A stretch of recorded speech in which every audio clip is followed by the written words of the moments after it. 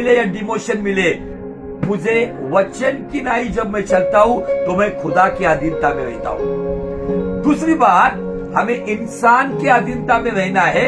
फिर वो इंसान हमारे जॉब करने की जगह पर हमारे बॉस हो, हमारे घर में हमारे वरिष्ठ व्यक्ति है, हमारे माँ बाप है, पत्नी को पति के अधीनता में रहना है, बच्चों के माँ बाप के अधीनता में रहना है, और परिवार को, गौर से सुनो, और ये सारा परिवार जिस कलीसिया में जाता है वो सारा परिवार, आप कितने बुद्धिमान क्यों ना हो, आप कितने टैलेंटेड क्यों ना हो, आप कितने समाज में अपनी कितनी बड़ी इज्जत क्यों ना हो, आप कितने धनवान क्यों ना हो, लेकिन ये सारा परिवार जिस कलीसिया में जाता है उस कलीसिया के चरवाहे के, अगुवे के, पासवान के अधीनता में होना चाहिए। और आज का जो मेरा विषय है, अधीनता से महानता। अधीनता हमें अधिकार देता है, लेकिन हम अभी उसके आगे जा रहे हैं। अधीनता से महानता हम कैसे पाओगे, हम कैसे प्राप्त कर सकते हैं, इसीलिए आपको बात समझना होगा। अधीनता की 4 शब्दों को मैं थोड़ा सा अलग अलग करके उसका विवरण करना चाहता हूं। अधीनता में पहला जो आता है इसका मतलब आदर। खुदा को आदर दो, अपने अगुवे को आदर दो, अपने परिवार के वरिष्ठ लोगों को आदर दो, आप जॉब करते हो आपके बॉस को आदर दो। धी का मतलब धीरज। धीरज से खुदा के पीछे चलो, धीरज से अपने जॉब और व्यवसाय में चलो, धीरज से अपने माँ बाप के सामने रहो, धीरज से अपने अगुवे के भी सामने रहो। न का मतलब नम्रता।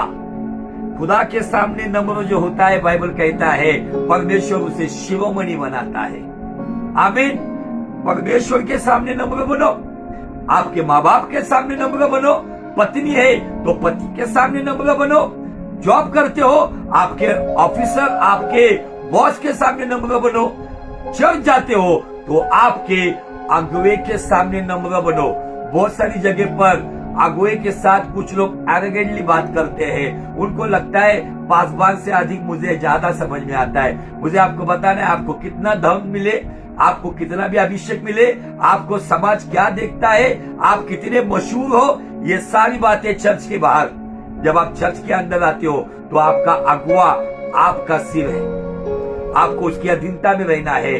अधीनता का आदर, अधीनता का धीरज, अधीनता का नम्रता, और ता जो आता है आदर में तालमेल, धीरज में तालमेल, नम्रता में तालमेल, जो इसको बैलेंस रखता है, ये अधीनता उसे महानता में लेकर जाता है। आमीन, हालेलुया।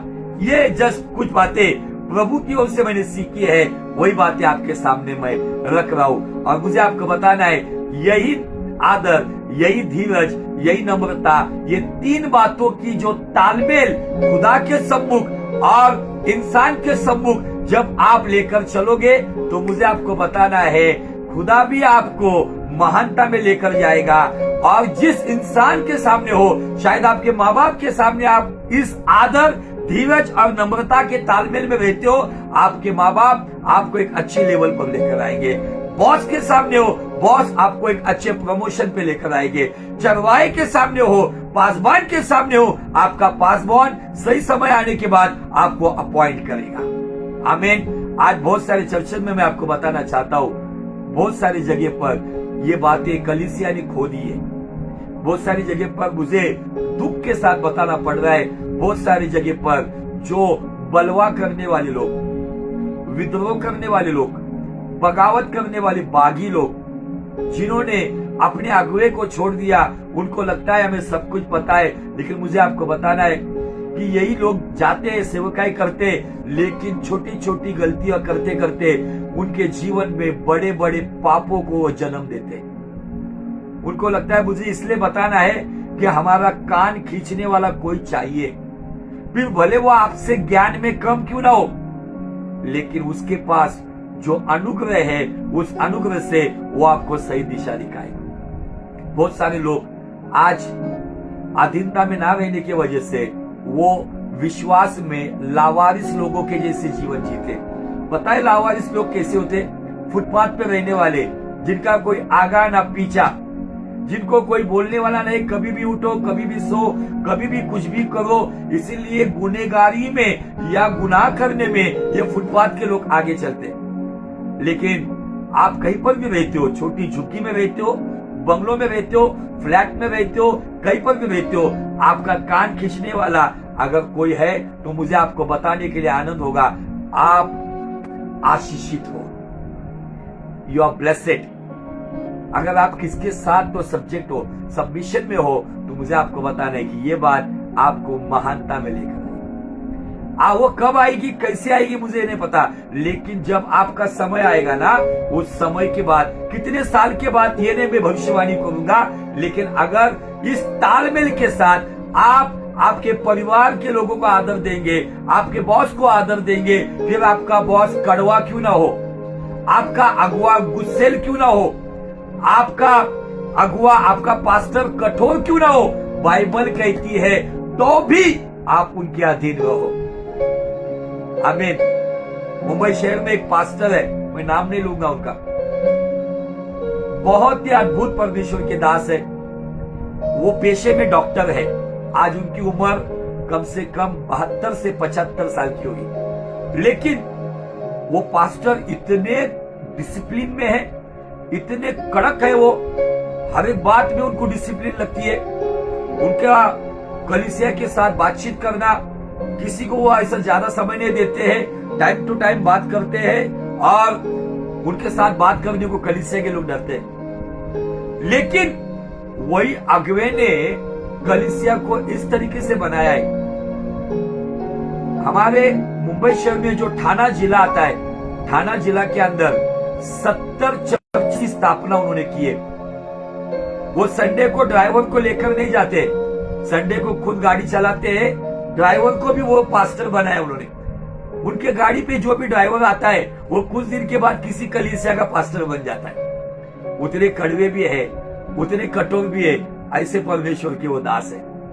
अब मुझे आपको बताना है, कभी कभी बच्चों आपको बुरा लगता है हमारे पास्टर ऐसे क्यों बात करते हैं, इतने कठोर क्यों बात करते हैं। कभी कभी बच्चों आपको लगता है मेरे पिताजी, मेरे डैड, मेरी माँ मुझसे ऐसी क्यों बात करती। मुझे आपको बताना है, यही कठोर शब्द, यही कठोर अगुवाई आपको एक सही जगह पर, एक डिसिप्लिन में, तमीज से आपको अधीनता से महानता में लेकर जाएगी। आमीन, हालेलुया। आज हम यहोशू के जीवन से देखेंगे। आपको पता है यहोशू एक ऐसा कैरेक्टर है, अद्भुत रीति से परमेश्वर ने उसका इस्तेमाल किया। यहोशू के अंदर वो आदर दिखता है, यहोशू के अंदर वो धीरज दिखता है, यहोशू के अंदर वो नम्रता, और इन सभी बातों की तालमेल है। इसीलिए यहोशू मूसा के बाद वो लीडर बना जिसको वो जिम्मेदारी दी गई कि जो लोगों को यरदन के पार कनान कहलाने वाले प्रतिज्ञा के दाखरस और मधु बहने वाले देश में, दूध और दाखरस और मधु बहने वाले उस देश में लेकर जाने का सौभाग्य यहोशू को मिला। क्यों मिला, क्या कारण है उसके पीछे का? आइए आज हम यहोशू का जीवन थोड़ा सा पर्सनल लेवल पे चेक करेंगे। आप जानना चाहते हो यहोशू कैसा था? मैंने यहोशू के जीवन में कुछ बातें बहुत करीब से जानी है। यहोशू एक ऐसा लीडर होकर गया, लेकिन लीडरशिप में आने से पहले वो खुदा का और खुदा के दास का एट ए टाइम दोनों जगह पे वो आदर करने वाला था। वो एट ए टाइम खुदा के सामने धीरज से चलता था, अपने लीडर के सामने आदर से चलता था। वो खुदा के सामने भी नम्र था, अपने लीडर के सामने भी नम्र था। इसलिए एक समय आया, परमेश्वर कहता है मूसा तेरा टाइम खत्म हो रहा है, जा यहोशू को अधिकार दे। क्यों? मूसा को 3 बच्चे थे, आपको पता है। एक का नाम था गेर्शम, दूसरे का नाम था कहाती और तीसरे का नाम था मरारी। ये 3 बच्चे का बाप था मूसा। लेकिन ये 3 बच्चे लीडरशिप में नहीं आए। क्यों नहीं आए? बहुत सारी जगह पर हम एक कंसेप्ट देखते हैं, घरानेशाही की पद्धत, घरानेशाही का तरीका हम देखते हैं कि अगर पासवान है तो अगला जनरेशन में पासवान का बेटा ही दूसरा पासवान होगा। नहीं, ये गलत तरीका है। ये भावनिक दृष्टिकोण में लिए गए निर्णय है और उसके नतीजे बहुत भयंकर निकलते। हमें चुनना होगा। अगर आप पासवान हो तो आपके बाद लीडरशिप में कौन आएगा? आपका बच्चा आना चाहिए, ठीक है, एक जज्बाती क्षेत्र में ठीक है, लेकिन आत्मिक क्षेत्र में ठीक नहीं है। मूसा को 3 बच्चे थे, ना गेर्शोम को चुना, ना कहाती को चुना, ना मरारी को चुना। तो चुनाव किसका हुआ? एफ्रेम वंश में नून का पुत्र यहोशू, जिसका नाम पहले होशा था, जिसका नाम मूसा ने बदल कर रखा यहोशू। होशा का मतलब होता है उद्धार और यहोशुआ का मतलब होता है यहोवा उद्धार देता है। मूसा के साथ इतना अटैचमेंट था, उसके माँ बाप ने पूछा भी नहीं मूसा को हमारे बच्चे का नाम क्यों बदल रहा है, क्योंकि मूसा और यहोशू की जो अटैचमेंट थी, जो आदर यहोशू मूसा का करता था, जिस प्रेम से, जिस लगाव से, जिस नम्रता से वो मूसा के साथ रहता था, वो हक जताकर मूसा ने यहोशू का नाम बदल दिया। पहले उसका नाम होशा था। आमीन। आइए आज मैं कुछ बातें यहोशू के जीवन से पर्सनल लेवल पर आपको बताना चाहता हूं। जब मूसा मरा, बाइबल कहती है यहोशू का पहला अध्याय के पहले वचन से अगर देखेंगे, वहां पे ऐसा लिखा है कि मूसा जब मरा तब यहोवा यहोशू के पास आया और कहता है, यहोशू देख, मेरा दास मूसा मर गया है, लेकिन अब तू उठ, कमर बांध और इन लोगों को जिनके पूर्वजों के साथ मैंने शपथ खाई है कि उन्हें मैं यरदन पार कनान देश में, प्रतिज्ञा के देश में लेकर जाऊंगा, उन देश में लेके जाने के लिए तू अब उठ और कमर बांध। क्यों मिला यहोशू को ये चांस? क्यों मिला यहोशू को ये जिम्मेदारी? क्या कारण है? तो आइए कुछ वचन हम पढ़ेंगे। मेरे साथ आप निकाल सकते हो आपकी Bible. Thank you Lord Jesus. 33 अध्याय, निर्गमन का 33 अध्याय और वचन 11। पहला वचन हम निकाल रहे, निर्गमन का 33 अध्याय वचन 11। Exodus chapter 33 verse 11। और यहोवा मूसा से इस प्रकार आमने सामने बातें करता था, जिस प्रकार कोई अपने भाई से बातें करे। और मूसा तो छावनी में लौट आता था, मूसा तो छावनी में लौट आता था, पर यहोशू नामक एक जवान जो नून का पुत्र और मूसा का सेवक था, वह तंबू में से न निकलता था। यहाँ पे मूसा का सेवक, उसका बड़ा बेटा गेर्शोम का नाम नहीं दिया है, कहाती का नाम नहीं दिया है, मरारी का नाम नहीं दिया है, लेकिन यहाँ पे दिया है मूसा का सेवक, जो जब तक मूसा उस मेल मिलाप वाले तंबू में यहोवा से बात करता था, वो वहां पे आदर के साथ यहोवा को, मूसा को आदर देते हुए धीरज के साथ वो ऐसा नहीं करता था, कितना देर मूसा बात कर रहा है, अरे मुझे घर जाना है, कितना देर मैं चर्च में बैठूं, उसके लिए तो वो चर्च था। बाइबल कहती है जब तक मूसा प्रेयर करता था, जब तक मूसा खुदा से बात करता था, बाइबल कहती है नून का पुत्र यहोशू वहां पे धीरज से, आदर से, नम्रता के तालमेल से वो दर्शन मंडप में, वो मेल मिलाप वाले तंबू में वो गर्दन झुकाए खड़ा रहता था। जब मूसा उसके सामने से चला जाता था, बाइबल कहती है वो मूसा का भी आदर करता था और उसी तंबू में रुककर वो यहोवा का भी आदर करता था। मूसा से बात होने के बाद मुझे ऐसा लगता है परमेश्वर यहोशू से बात करता होगा। मूसा ने लाठी के बल पर लीडरशिप चलाई, यहोशू ने तलवार के बल पर लीडरशिप चलाई। परमेश्वर के वचन को तलवार भी कहा जाता है, परमेश्वर के वचन को लाठी भी कहा जाता है। लाठी का समय खत्म होता है तब तलवार का काम शुरू होता है। बाइबल यहाँ पे कहती है, ये वचन मुझे इतना अच्छा लगता है, मूसा जब चला जाता है, जस्ट वो सीन मैं आंखों के सामने लेता हूँ। जस्ट मैं कल्पना करता हूं, आप भी कल्पना करो, यहोवा बादल से उतरकर मेल मिलाप वाले तंबू में आया है। यहोशू शायद वो आंगन में खड़ा है। मूसा यहोवा से बात कर रहा है। घंटों बात चल रही है, तब तक यहोशू वहां पर डिसिप्लिन से, तमीज से खड़ा है। जब धान धान करते हुए मूसा वहां से निकल जाता, लेकिन यहोशू उसके सामने आदर से खड़ा रहता था और यहोवा के साथ वो भी वार्तालाप करता होगा। आमीन। यह है, हमें दिखता है कि एक आज्ञाधारक, आदर देने वाला व्यक्ति जो आज्ञा का पालन करता है, ओबीडियंट स्पिरिट में चलता है। यहाँ पे बाइबल कहती है कि ये दिखता है हमें, एट अ टाइम यहोशू खुदा की अधीनता में था, एट अ टाइम यहोशू मूसा की अधीनता में था। आपको अब इस बात में बताना चाहता हूं, आपको पता है कि जब मूसा सिनाई पर्वत पे था, सिनाई पर्वत पे जब मूसा गया, आपको वो दृश्य याद होगा कि ऊपर आग का भट्टा जल रहा है, यहोवा मूसा के साथ बात कर रहा है, बिजलियां कड़क रही है, नीचे इजराइल लोग ये सब देख रहे। लेकिन पता है, कुछ दिनों के बाद इजराइलियों के बीच में से जो एटमॉस्फेयर सिनाई पर्वत के ऊपर था, वो देखकर जो उनके अंदर डर था वो चला गया। कुछ दिन के बाद वो हारून के पास आकर कहते हैं, हारून पता नहीं मूसा का क्या हुआ है, लेकिन हमारे लिए तू परमेश्वर बना जो हम उसके आगे, उसके पीछे चल सके। हाथों से बनाई हुई मूर्ति, भले ही उन्होंने मिस्र को शरीर से छोड़ा था, लेकिन उनका मन मिस्र में भटक रहा था।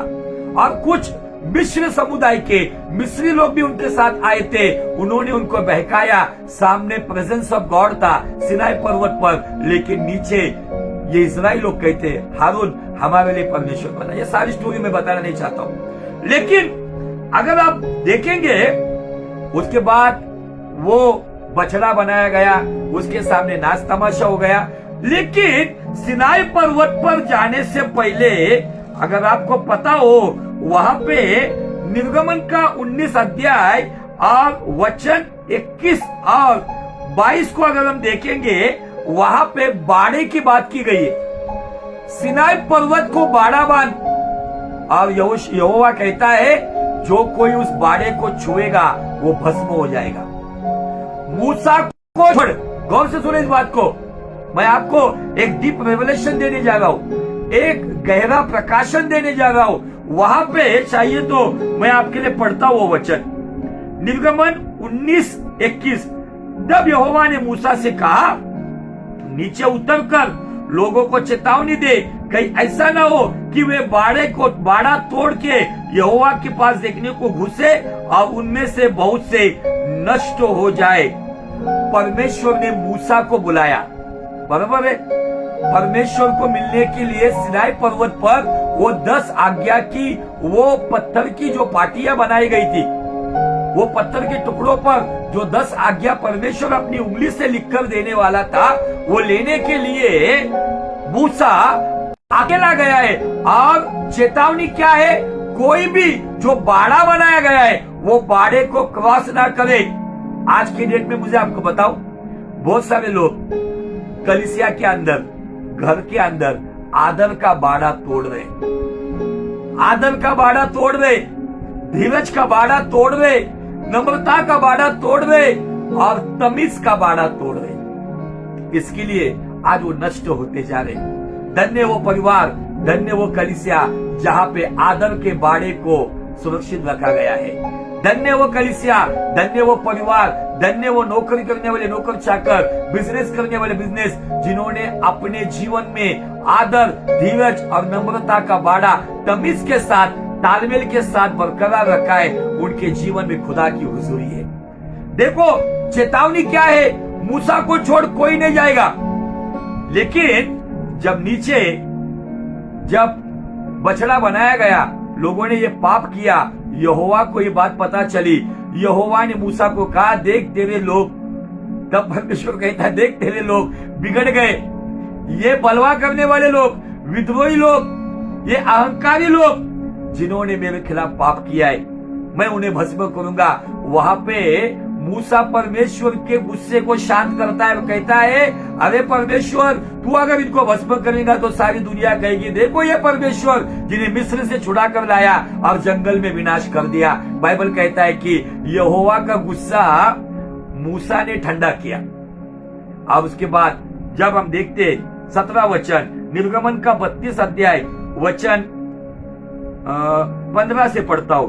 तब मूसा मुड़कर साक्षी के दोनों तख्तियों को हाथ में लिए हुए पहाड़ से उतर गया। उन तख्तियों के इधर उधर दोनों ओर लिखा हुआ था और तख्तियां परमेश्वर की बनाई हुई थी और उन पर जो खोदकर लिखा हुआ था वो परमेश्वर का लिखा हुआ था। जब यहोशू को लोगों का कोलाहल शब्द सुनाई पड़ा तब उसने मूसा से कहा छावनी से लड़ाई का सा शब्द सुनाई देता है। गौर से सुना अभी इस वचन को। 17 वचन क्या कहता है? जब यहोशू को लोगों के कोलाहल का शब्द सुनाई पड़ा, इसका मतलब क्या है? यहोशू लोगों के बीच में नहीं था, यहोशू मूसा के साथ भी नहीं था, तो मूसा और लोग इनके बीचों बीच पहाड़ पे था। पहाड़ के ऊपर भी नहीं था, पहाड़ के करीब, मतलब जैसे अगर 100 स्टेप का अगर बिल्डिंग है तो यहोशू कम से कम 5वीं स्टेप पे या 5वें पायदान पे था। तो सवाल यह आता है, परमेश्वर ने कहा है मूसा तुझे छोड़, अगर कोई बाड़े को तोड़कर सिनाई पर्वत को छुएगा तो भी वो नष्ट किया जाएगा, तो यहोशू को नष्ट क्यों नहीं किया गया? यहोशू मूसा के साथ भले ही सिनाई पर्वत पे नहीं था, लेकिन जितने दिन तक मूसा सिनाई पर्वत पे था उतने दिन तक यहोशू सिनाई पर्वत के पायदान के पास था, बॉटम के पास था, वो लोगों के बीच में नहीं था। इसका मतलब जब उसका अगुआ परमेश्वर के साथ है तब वो अगुवे के इंतजार में पहाड़ के नीचे उसका इंतजार कर रहा था, उसका इंतजार और खुदा की इबादत कर रहा था। इसीलिए जब मूसा नीचे उतर कर आया तो उसे पहला मिलने वाला व्यक्ति कौन है? तो यहोशू है। और यहोशू को पता नहीं नीचे क्या हुआ है, लेकिन मूसा को खुदावन ने डिटेल में खबर दे दी कि देख वो लोगों ने क्या किया है। यहोशू को ये बात पता नहीं है, देखो यहोशू क्या कह रहा है वहां पे। गौर से देखेंगे इन बातों को हम। Thank you Jesus. यहोशू कहता है लोगों का कोलाहल का शब्द सुनाई पड़ा, तब उसने मूसा से कहा, यहोशू ने छावनी से लड़ाई का शब्द सुनाई देता है। मूसा ने उससे कहा ये जो शब्द है वो ना तो जीतने वाले का है और ना हारने वाले का है, मुझे तो गाने का शब्द सुनाई पड़ता है। इसका मतलब यहोशू लोगों के साथ नहीं है, यहोशू आपके अपने अगुवे के इंतजार में पहाड़ के नीचे। यह है आदीनता, यह है आदर। और धीरज से वो वहां से घर नहीं गया, धीरज से अपने अगुवे की बाट जोड़ रहा था कि मेरा अगुआ कब आएगा, मेरा पास्टर कब आएगा, मेरा सीनियर लीडर कब आएगा। जब वो आएगा तब मैं उनके साथ लोगों के बीच में जाऊंगा। यह है धीरज, यह है आदर, यह है नम्रता। आने के साथ वो यहोशू मूसा को मिलता है, कहता है कि छावनी से कुछ लड़ाई का शब्द सुनाई दे रहा है। लेकिन ये बातें अगर यहोशू को पता नहीं, इसका मतलब यहोशू अपने आंखें लगाए हुए था कि कब उसका लीडर आएगा। एट ए टाइम वो यहोवा की उस आदर रूपी आज्ञा का पालन भी कर रहा था और अपने अगुवे का भी आदर करते हुए उस पहाड़ी के पास मूसा के 3 बच्चे में से कोई बच्चा उसे मिलने नहीं आया या उसको रिसीव करने नहीं गया। तो वहां पे बाइबल कहता है कि यहोशू उसे मिलता है। ये जो 2 बातें, मेल मिलाप वाले मंडप में यहोशू और मूसा का एक साथ रहना और सिनाई पर्वत के पायदान पर उसके बॉटम पर जहां पे मूसा और यहोशू का एक साथ लोगों के पास जाना, मतलब अपने अगुवे के साथ वो कितना अटैच था। मूसा यहोशू से बहुत प्रेम करता था, इसीलिए जब कनान देश में जब 12 जासूसों को भेजा गया तो 12 जासूसों में यहोशू का भी चुनाव किया गया था। यहोशू उसका फेवरेट था, उसको पता है भले कोई कुछ भी खबर लेकर आए, लेकिन मुझे पता है मेरा बेटा यहोशू अच्छी खबर लाएगा। और एक बार ऐसा हुआ कि परमेश्वर का अनुग्रह मूसा के ऊपर उतर कर आया और कुछ दिनों के बाद ऐसा हुआ कि जब मूसा को लीडरशिप में तकलीफ हो गई थी और उस तकलीफ के दरमियान ऐसी कुछ बातें हुई कि परमेश्वर ने मूसा की आत्मा से कुछ ऐसा काम किया। एक वचन में मिस कर रहा हूं, वास्तविक ऐसा होता नहीं, लेकिन मैं लेकर आऊंगा उस वचन के पास आपको। एक बार ऐसा हुआ कि मूसा ने यहोशू का इंसल्ट किया। मूसा ने यहोशू का इंसल्ट मतलब अपमान किया, लेकिन बाइबल कहती है कि यहोशू ने पलटकर मूसा को जवाब नहीं दिया। वो एक घटना मैं आपको बताना चाहता हूं। मूसा के द्वारा 70 अगुए का चुनाव गिनती का 11 अध्याय में हमें दिखता है। अब जब ये चुनाव हुआ तो कुछ लोग डेरे के बाहर मूसा ने जहां बुलाया वहां पर थे। बाइबल कहती है कि परमेश्वर ने मूसा की आत्मा से निकालकर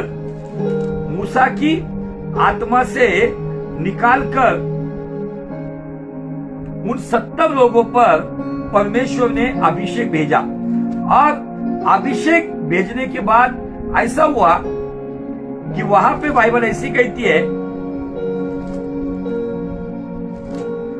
कि वो लोग भाषा बोलने लगे।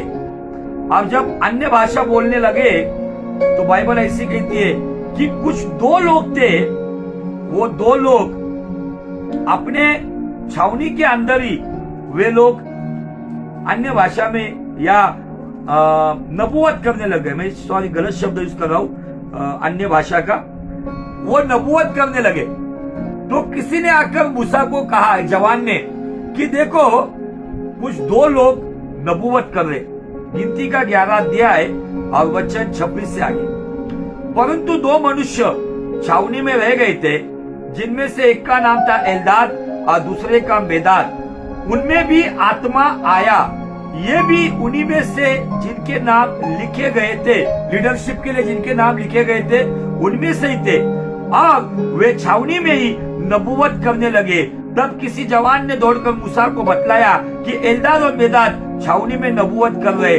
तब नून का पुत्र यहोशू, जो मूसा का सेवक, ये गौर से सुनो, मूसा का सेवक और चुने हुए वीरों में से था, उसने मूसा से कहा, हे मेरे स्वामी मूसा, इनको रोक दे। क्या कह रहा है? मेरे स्वामी, ये 2 लोग एल्दाद और मेदाद जो नबूवत कर रहे हैं, उनको रोक दो।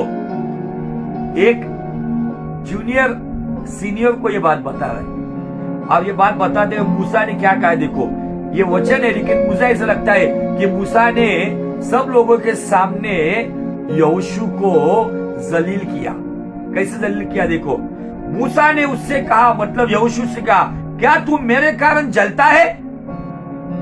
भला होता कि यहोवा की सारी प्रजा के लोग नबी होते और यहोवा अपना आत्मा उन सबों पर समवा देता। तब फिर मूसा इस्राएल के पुरनियों समेत छावनी में से चला गया। अभी उसका ये जो जाना है, ये प्यार वाली बात नहीं है, शांति वाली बात नहीं है। मूसा को यहोशू पे गुस्सा आया और कहता है, क्या तू ये मेरे कारण जलता है? वास्तविक यहोशू का जो कहना था, थोड़ा मैच्योरिटी के क्षेत्र में देखेंगे, यहोशू ये जानता था कि नबूवत करेगा तो मूसा ही करेगा, लीडरशिप करेगा तो मूसा ही करेगा। अच्छा है, ये प्रेम अच्छा है, लेकिन आप आपके अगुओं को अकल सिखा नहीं सकते हो। आप आपके सीनियर व्यक्ति को अपना ज्ञान झाड़ नहीं सकते हो। आप आपके माँ बाप भले पढ़े लिखे कम हो गए आपसे, लेकिन आप पढ़ी भी ये जो जनरेशन है ना, आप उनकी अकल नहीं निकाल सकते हो। कभी कभी बच्चे इजीली बोल जाते हैं, ओ मम्मी डैडी आपको क्या आता है, चुप बैठो। यहाँ पे यहोशू ने यही गलती की। मेरे स्वामी उनको रोक दे। बताने का तरीका थोड़ा गलत हुआ, लेकिन मूसा ने यहाँ पे उसको डांट लगाई। ये डांट लगाने की वजह से मुझे आपको बताना है, बाइबल कहती है गुप्त प्रेम से खुली डांट बेहतर है। जो अधीनता में रहता है ना, जो आदर करता है ना, जो धीरज रखता है, भले जली कुटी बात सुनेंगे, भले 4 लोगों में मूसा ने उसको अकेले में ये बात नहीं बोली, मूसा ने 4 लोगों के सामने छावनी के अंदर यहोशू को, वो बहुत ही यहोशू के बारे में उसको बहुत ही प्राउड था, प्यार करता था। लेकिन एक लीडर की पहचान है, वो प्यार भी करता है और करेक्शन भी करता है, वो डांट भी लगाता है और वो प्रोत्साहित भी करता है।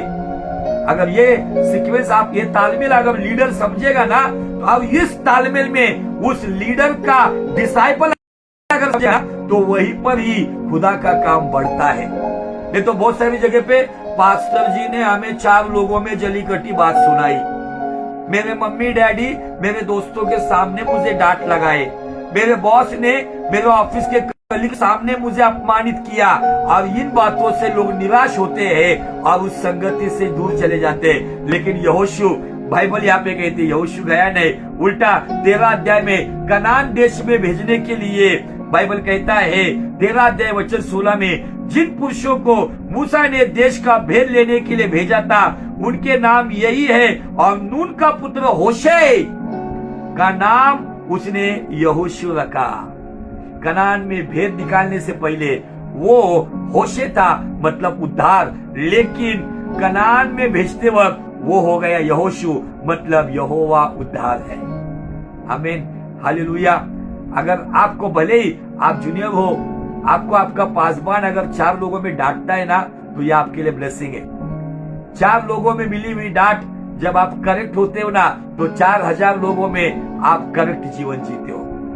आमीन, हालेलुया। मेरे यहाँ से कुछ लोग, कभी कभी हम पासवान लोग, आप उनकी भी लेवल देखो, उनके दिमाग को कितना स्ट्रेस रहता है, उनको भी कितने प्रॉब्लम रहते हैं, उनकी इच्छा नहीं होती 4 लोगों में आपको डांट लगाने की। कभी वर्शिपर को डांट लगाया जाता है, कभी कुछ लोग तमीज ना रखते हुए चर्च में बिहेव करते, कैसे भी अपने जीवन को जीवन जीते। तब पासवान अगर आपको 4 लोगों में अगर डांट कर अपमानित भी करता है ना, तो यह आपके लिए ब्लेसिंग है। ये यहोशू के जीवन से हमें समझता है। यहोशू ने ये नहीं कहा, मूसा तूने मुझे छावनी में लोगों के सामने डांट लगाई, तूने लोगों के सामने मुझे अपमानित किया, मैं नहीं जाता हूँ अभी जासूस बनकर। लेकिन यहोशू वहां पर प्रमोशन पाया। कौन सा प्रमोशन पाया? बाइबल यहाँ पे कहती है होशे का नाम बदलकर यहोशू हो गया। मूसा के साथ इतना अटैच था। आज के डेट में अगर कोई पासवान किसी चर्च मेंबर का नाम बदलेगा तो बदलने देंगे क्या? कैसे बदले देंगे? वही दोनों की इतने अटैचमेंट थी, वो इतना आदर करता था, वो इतना धीरज से उसने सहन किया हुआ, धीरज रखा उसने। उसको पता है मूसा अगर मुझे डांट लगा रहा है तो मुझे धीरज रखना है। अब उसके सामने, शायद मूसा के सामने गर्दन झुकाकर नम्रता से वो रुका होगा। अब मूसा को यही बात अच्छी लगी। अब यही जब यहोशू एक समय आया, तब परमेश्वर ने उसको पहला जिम्मेदारी का काम दिया। तो क्या काम मिला उसको? तो उसे पहले जासूस बोलकर भेजा गया। 12 लोगों में, लाखों लोगों की गिनती में 12 लोगों में यहोशू को चुना गया। यहोशू, कालेब और अन्य 10 लोग। क्यों मिली ये जिम्मेदारी? आपको स्टेप बाय स्टेप आना है। जैसा मैंने मेरे जीवन से बताया, जूते चप्पल उठाते उठाते, दरिया बिछाते बिछाते, चर्च में झाड़ू कटका मारते मारते खुदावन मुझे उस लेवल पर लेकर आया। Wait and watch. इमीडिएट आप उछलकर, वो मेंढक की नाई उछलकर जाओगे ना, वैसे ही उछलकर बाहर भी गिर जाओगे। लेकिन आप स्टेप बाय स्टेप आओगे ना, तो आपको खुदावन अधीनता से अधिकार, अधिकार से महानता में लेकर आएगा। और आपके जीवन से खुदावन भी दिखेगा। आपके जीवन से आपके अगुवे की जो बुनियादी नींव है वो भी लोगों को दिखेगी। आज के डेट में खुदावन आपसे इन बातों से बहुत पर्सनल लेवल पर हमने यहोशू को देखा है, और डीप में जाने वाले हम। अगले बुधवार को जब हम आएंगे तो यहोशू अधीनता से महानता तक कैसे आया, कैसे अधीनता महानता तक लेकर जाती है, ये बातें हमें समझनी है। आज के डेट में मुझे आपको बताना है, आप जहां काम करते हो उन बॉस की अधीनता में हो, भले वो कठोर हो, कड़वे हो, दुष्ट हो, लेकिन आपको वहां पे सैलरी मिलती है। आपको अधीनता में रहना है, सरकार के नियमों के अधीनता में रहना है, खुदावन के अधीनता में, वचन के अनुसार रहना है, आपके अगुवे के अधीनता में रहना है। जब हम इस अधीनता में रहते हैं ना, तो मुझे आपको बताना है कि आपको आज्ञाकारी संतान बोलकर ये संसार ही नहीं, शैतान भी देखता है। शैतान आपसे जेलस होगा, देखो ये लोग हैं, ये खुदावन के आज्ञाकारी लोग हैं। स्वर्ग में आपकी पहचान होगी कि ये लोग हैं जो एट ए टाइम यहोशू के नाई, अगुवे के, इंसान के, लीडरशिप के लोगों से वे लोग उनके अधीनता में है और खुदा की भी अधीनता में। मुझे आपको बताना है, बहुत सारे लोगों ने पता है उन्होंने अपने अगुवे को छोड़ा, माँ बाप को छोड़ा, बॉस को छोड़ा, अपने लीडर्स को छोड़ा। शुरुआत उन्होंने अच्छी की लेकिन उनका अंत बहुत खराब हुआ। इसलिए गलातियों की कलीसिया को डांट लगाते वक्त पौलुस कहता है, तुमने शुरुआत तो आत्मा में किया लेकिन अभी देह में जयवंत होना चाहते हो। ये जब देह में जयवंत कब होता है? तब हम ईगोस्टिक होते हैं, हम अपना फायदा देखते हैं, अपने जीवन में हम वो आदर सम्मान करना भूल जाते हैं। मुझे बताना है बच्चों, माँ बाप की अधीनता में रहो, काम करते उस बॉस की अधीनता में रहो, कलीसिया के पास्टर की अधीनता में रहो। ये बातें आपको ऊंचाई पर लेके जाए। जो खुदा के सामने नम्र होता है, खुदा उन्हें शिरोमणि बनाता है। आज की एकदम सिंपल मैसेज है। हमने यहोशू का जीवन देखा जो पहाड़ी के नीचे था, लोगों के बीच में नहीं था, वो खुदा का इबादत भी कर रहा था और अपने अगुवे का इंतजार भी कर रहा था। उस अगुवे को दुनिया का कोई व्यक्ति नहीं मिला तो उसका एक सच्चा डिसाइपल, एक शिष्य मिला, उसका सच्चा चेला मिला जो पहाड़ी के नीचे उसका इंतजार कर रहा था। आमीन। इन दिनों में कलीसियाओं ने अधीनता खोई है। कलीसिया से अगर क्या खत्म हुआ है, मुझे आपकी कलीसिया के बारे में बहुत आदर है, लेकिन हमारे शहरों में मुंबई पुणे जैसी जगह पर बहुत सारे लोगों ने अधीनता गंवा दी। जो बाइबल पढ़ने वाले, वचन के साथ चलने वाले, प्रार्थना करने वाले, वे लोग भटक गए। खुदावन चाहते मेरे लोग अधीनता में आए, मैं उन्हें महानता में लेकर जाऊं। दुष्ट चाहता है ये अधीनता वाले लोग ये बलवा करे, बगावत करे और मेरे जैसे बागी बन जाए। चॉइस आपकी है, अधीनता में रह के महानता में जाना है या बगावत करके बागी बनकर न्याय के लिए जाना है। आपको ये वचन बहुत अच्छी तरीके से खुदावन